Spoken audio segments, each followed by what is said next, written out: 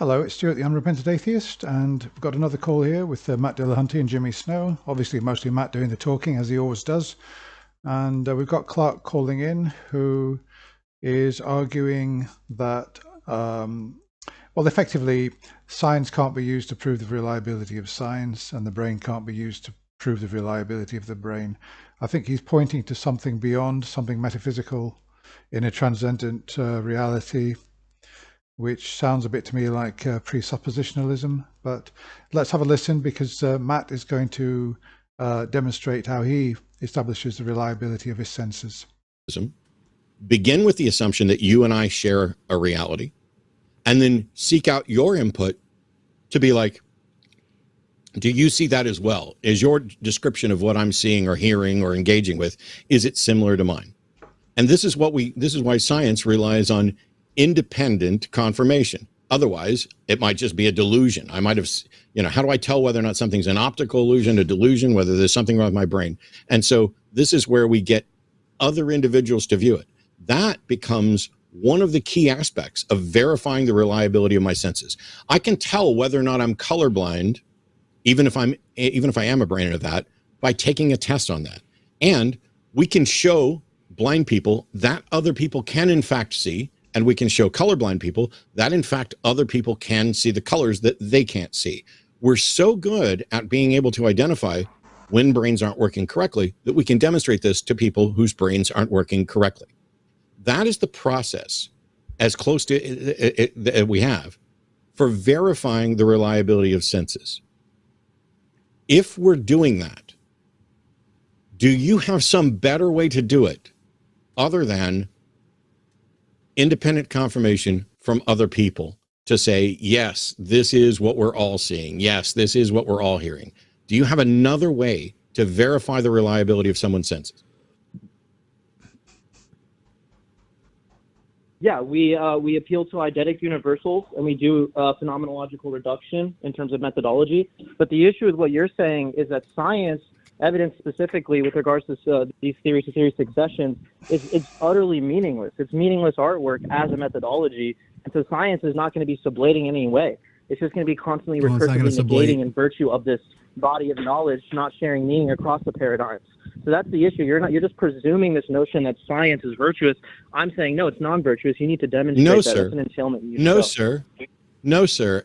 You can toss out as much language as you want. We've already established that you don't know what the problem of hard solipsism is, so you have a very narrow understanding. Sorry, I just didn't want to interrupt there. I find it strange that he uses eidetic universals. He seems to know what those are, and yet he doesn't know what solipsism is. I found that really strange. So, yeah, eidetic universals, I didn't know what they are either, I must admit, but I did look it up after watching this call.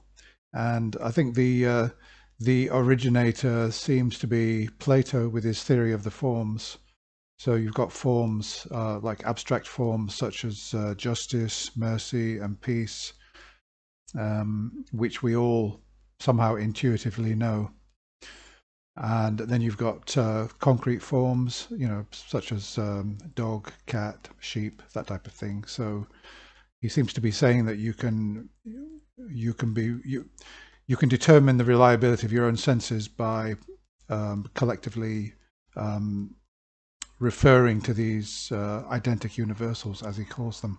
I would like him to explain how in practice that would actually work with very specific observations, but unfortunately he just skated straight through it. So anyway, let's continue.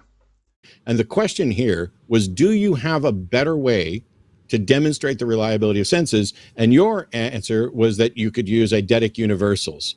Well, that doesn't leave, like if you're the only mind and you have nobody else to compare it to, eidetic universals, you can't tell the distinction between deception, delusion, and actual data, factual, accurate data. That's not how this works. So you haven't solved a problem at all. You've just managed to talk yourself in circles into pretending that you've solved a problem when you haven't. All of us have our sense data. Matt, the issue is that evidence I'm still is fucking talking, Clark. All of us get all of the information about the world through our senses, correct? Not at all. Nope. There are certain. Yeah, that's right. No, I've heard this from Christians. I've heard this from theists, that there is something coming back to intuition, that we're born with certain knowledge. And Matt's saying that is not so, that everything comes in through the senses. And personally, I think so too. But with theists who believe there's a transcendent reality and that we've been designed, that we've been hardwired with certain knowledge. So I think that's what he's referring to. You're so full of it. Okay, we're done. We're done. Wait, no. Okay, Clark. You have high blood pressure, Matt. Clark, I've muted you. No one gives a fuck what you're. No, stop. Everybody shut the fuck up. I do not have high blood pressure, Clark. And my medical issues are none of your fucking business. I've never really suffered from high blood pressure.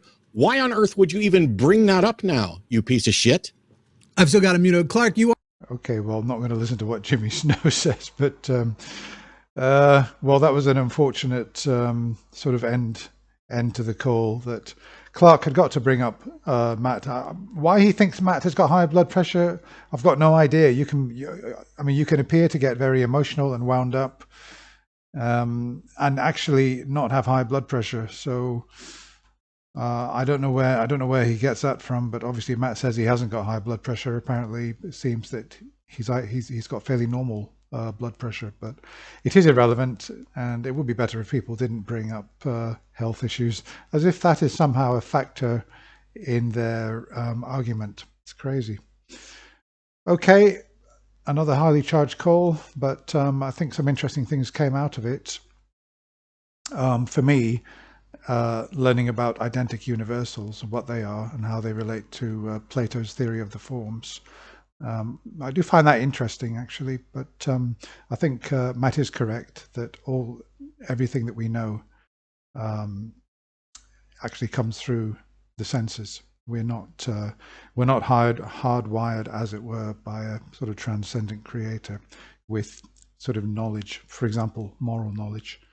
Okay, well, that's all for now. I'll be back again with another video very soon. Thanks for watching.